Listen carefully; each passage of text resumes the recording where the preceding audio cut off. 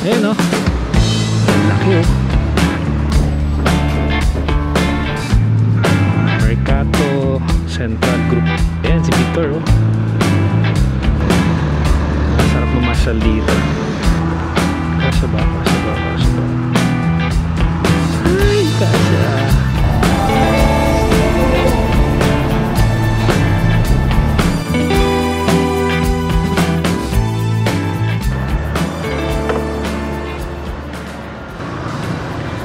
Alright. What is up, guys, and welcome sa ating 7th episode na ba? 7th episode ng moto vlog. So nandito ako sa Opus Mall ba yung tawag dito? Opus Mall. Galing akong Wilcon kanina. So ngayon nakita ko kasi itong statua. Na curious lang ako kung ano yung statua na to. Ayun, no? Laki, oh. Alright. So Bridgetown pala yung tawag dito. Dito ginanap yung makina moto. So na-curious lang ako. Itong statue na yan, so ni-research ko. Sabi doon, yung pangalan niya is The Victor. So para siyang tribute kay John Gokong Wei. So si John Gokong Wei, siya yung parang may-ari ng Robinson's Land. Parang siya yung founder ata. So it represent triumph and resilience. So yan, maraming nag-jogging pala dito paggabi. May mga kainan din. Wow, okay pumasyal dito. Daming nag-jogging. And may parking. Hindi tayo magpa-park. Sa gilid lang naman tayo dito. Umikot lang. So hindi tayo magpa-park. Ayan, maraming kainan. Nice. The Mercato Central Group. Okay. So hindi naman tayo magpa-park. Dito lang tayo. Gusto ko lang i-highlight si Victor. Asan ba siya? The Victor. Ayun, may ilaw din siya. Iba-iba yung ilaw niya. Okay. Yan. Tapos may mga pasyalan. Marami ding matakbo.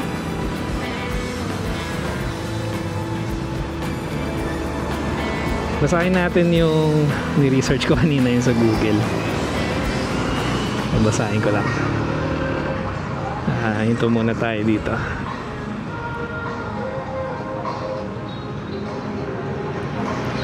So sabi dito,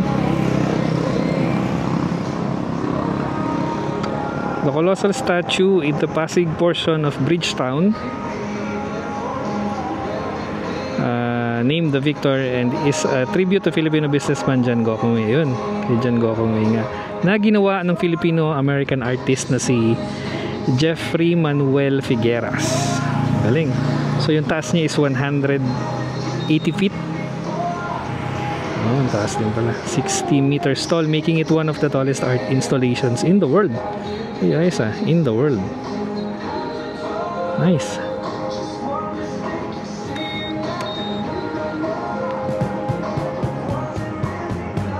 So ganito pala paggabi dito sa Bridgetown.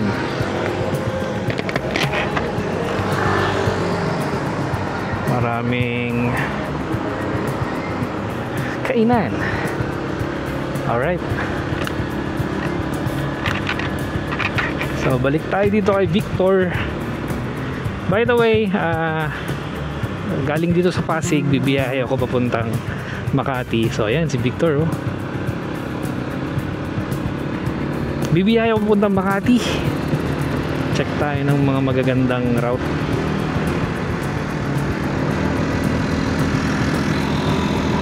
Ganda pala dito. Sarap mamasyal dito. Hanap tayo ng magandang route papuntang Makati.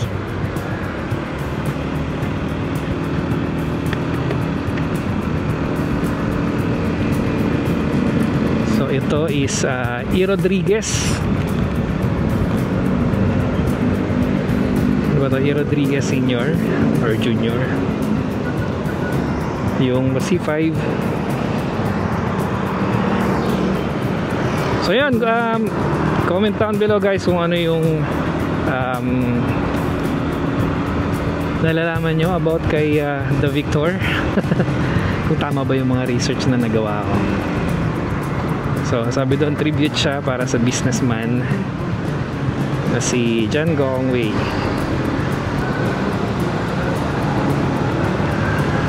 So dapat doon tayo sa kabila kasi mag-u-turn tayo.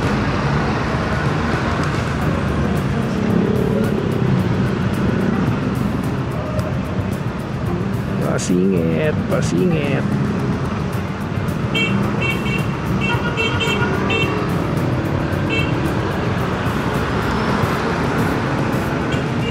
Doon tayo dadaan sa kabila.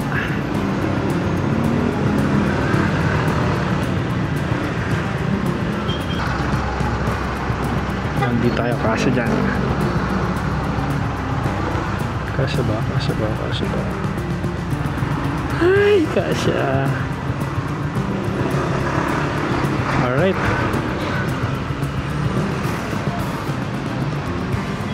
So, time check. It's 7:11 ng gabi. Dito tayo sa Pasig. On the way tayo papuntang Makati. So, saktuin nating 7 o'clock yung biniyahe ko kanina. 7 o'clock na nag-start ako magbiyahe. Tignan natin kung anong oras tayo makakarating sa Makati na may 3 bars ng 3 bars sa fuel gauge.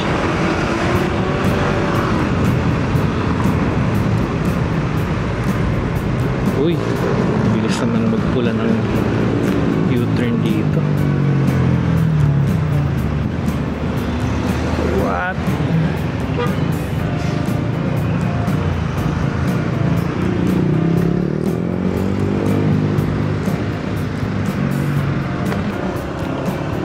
Yun.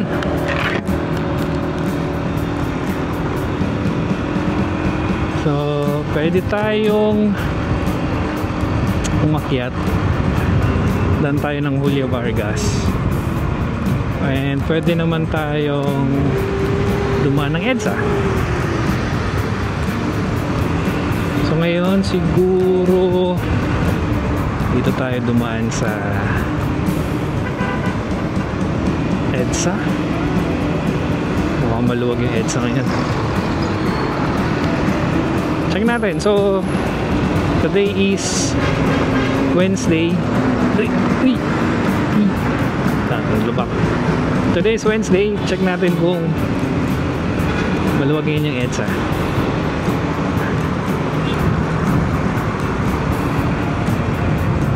Yan, yun yung Opus Mall. Galing tayo dyan kanina.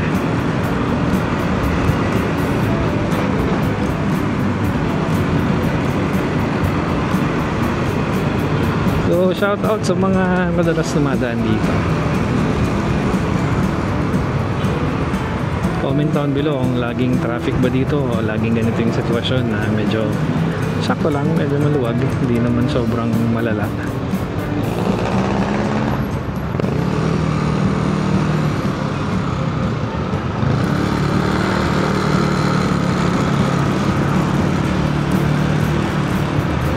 Right turn tayo dito sa Ortigas.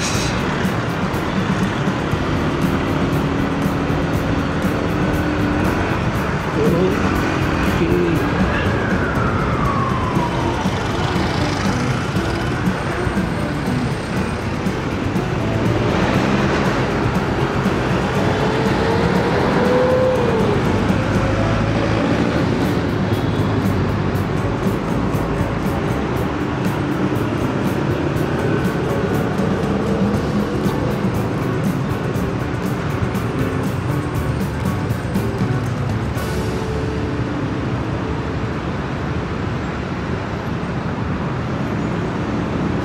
Yun. So, Ortigas Avenue.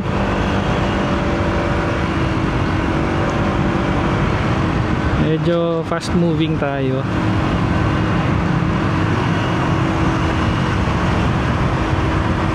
Hopefully tuloy-tuloy ito hanggang doon sa dulo papuntang EDSA. Ayan, medyo maluwag na.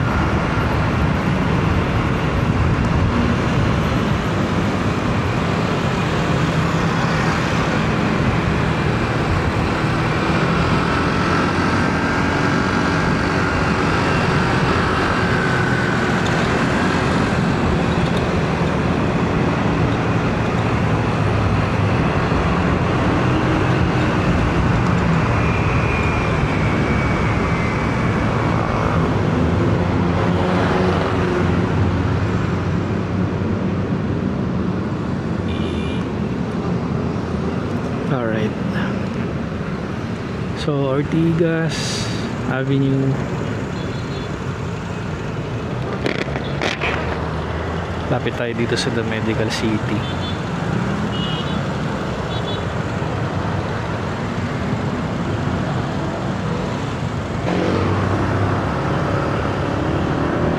Let's go. Let's go.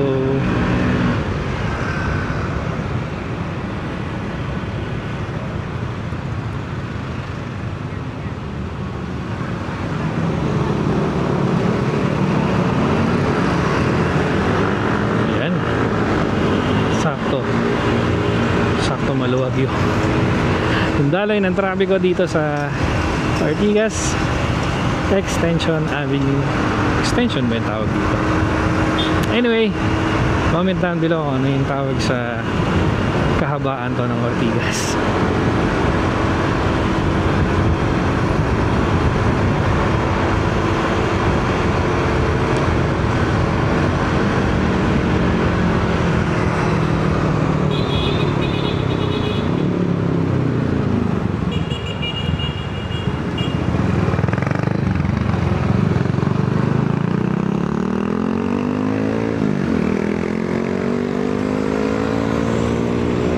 Nila pag maluwag yung daan, kahit may yellow box.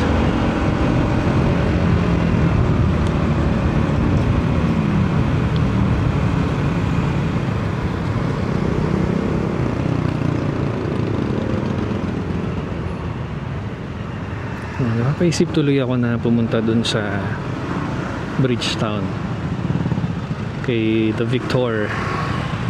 Parang masarap tumambay doon paggabi. Tambay nga ako doon minsan.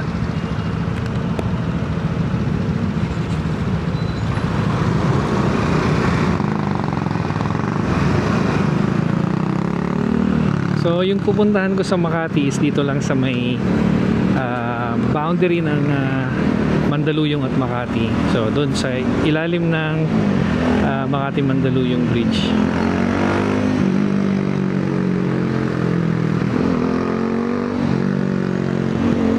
Halos 20 minutes pa lang tayong bumibiyahe galing sa Bridgetown, Pasig.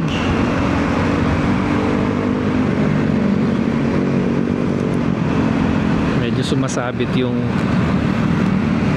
mic ko dito sa baba ko. Medyo nakakailang magsalita. Maluwag na ngayon, no? Luwag ngayon. So nandito na ako sa may Robinson's Galleria.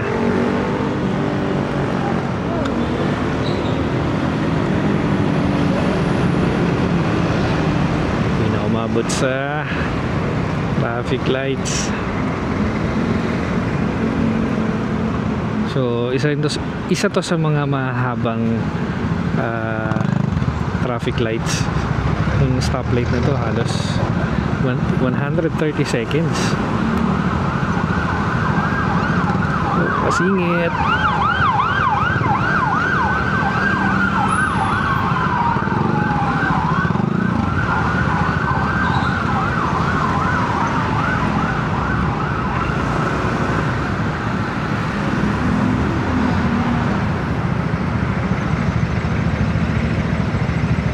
Seconds.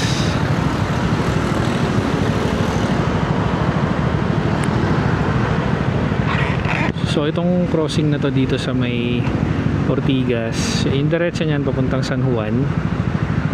Yung kanan is northbound, dito sa kaliwa is southbound. So pupunta tayo ng southbound.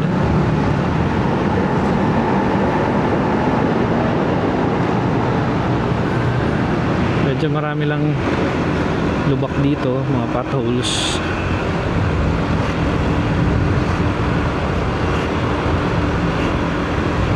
Okay, so nandito na tayo sa EDSA southbound. Malapit na tayo sa crossing. Ito yung ano pong stasyon ng MRT? Shaw? Ay hindi, Ortigas station nata ito.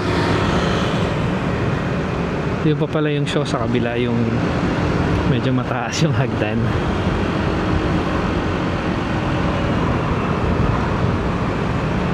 Alright, so yung kanan, ay yung kaliwa is SM Mega Mall. Uy, ang luwag yun Wednesday, 7:25 PM. Ang galing. Sa kabila yung medyo masikip. Yung daloy ng traffic sa kabila medyo slow moving. Yan. Medyo congested yung kabila. So dito ka dadaan sa Ibabaw, crossing Ibabaw. Kasi kakaliwa, kasi kakanan ako dito sa may papuntang California Gardens. Mas malapit dito. Ayan, sakto, nakago na.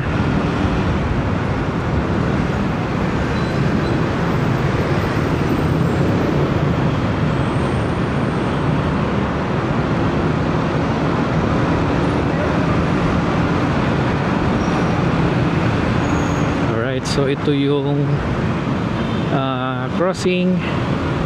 Andito yung malapit yung Pioneer dito dun sa kabila.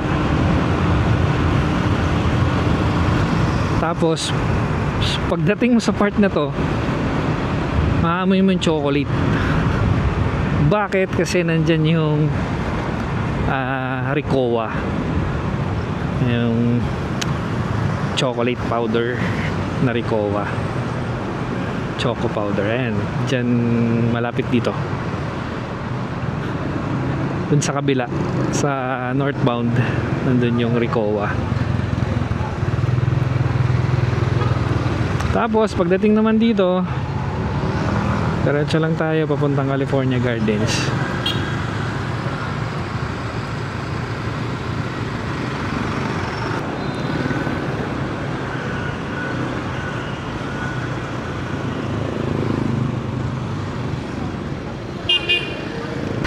Alright, so dito medyo marami ring kainan. Ayan, California Gardens.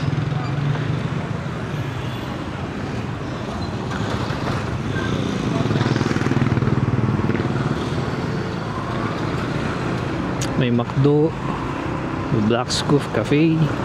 Tapos dito sa kanan meron tayong mga ayan, Sulit Meals, Silog. Nice. Oh shoot. Then may Robinson Supermarket dito sa kaliwa.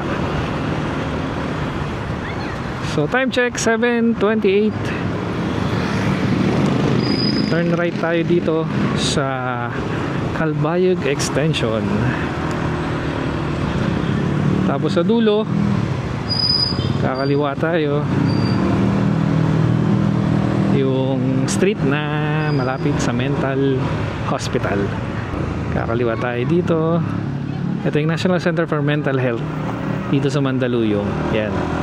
Yan yung madalas yung maririnig sa mga tito jokes na pag may taga Mandaluyong tatanayin kung taga loob ba o dun sa taga labas. Yan. So makikita nyo Boni Detour to Makati. Dito tayo sa kanan.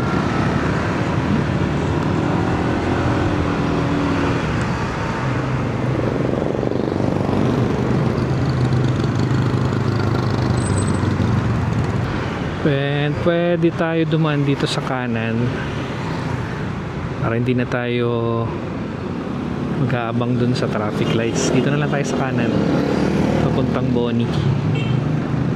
Anong street ba to?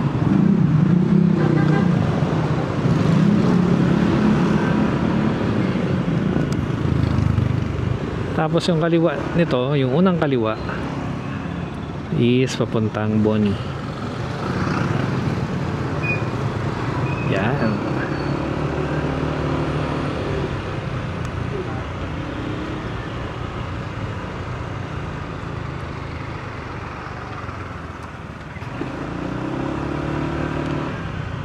So, time check 7:32.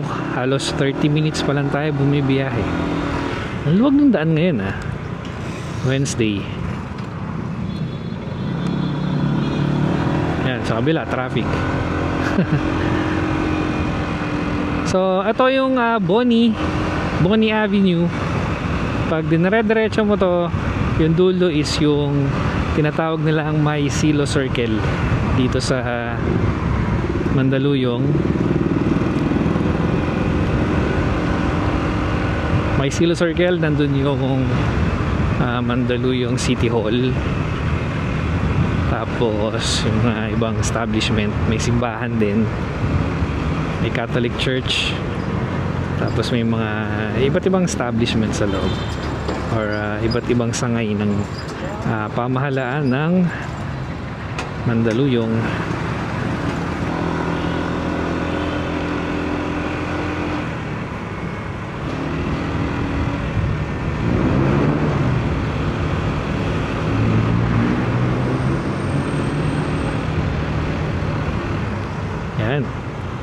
So ikot lang tayo, then kakanan tayo or lalabas tayo from Circle papunta dun sa Open Canal.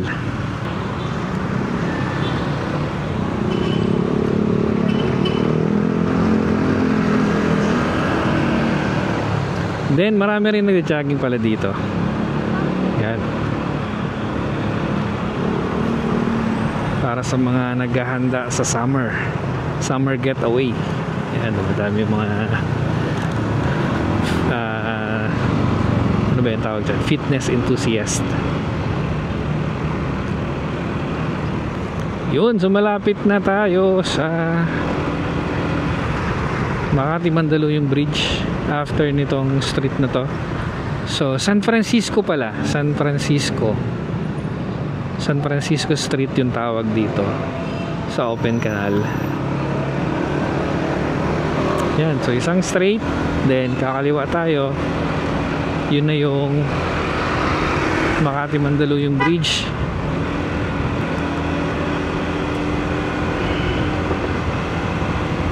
Nadaanan na rin pala natin yung kinakainan ko dito, yung pares,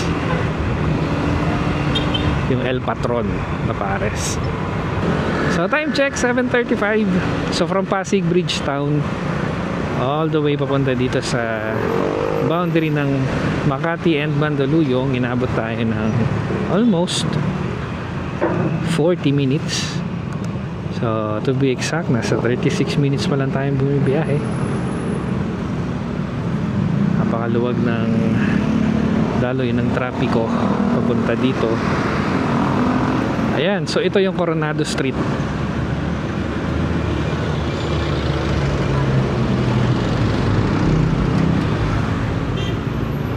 And then dyan ako nagpapares sa El Patron. So kain muna siguro ako bago ko puntahan yung kailangan natin puntahan. Alright, so kung umabot kayo sa part ng video na to, maraming salamat sa panonood. Always ride safe, and I'll see you on the next episode. Peace. Eto na tayo sa El Patron Pares.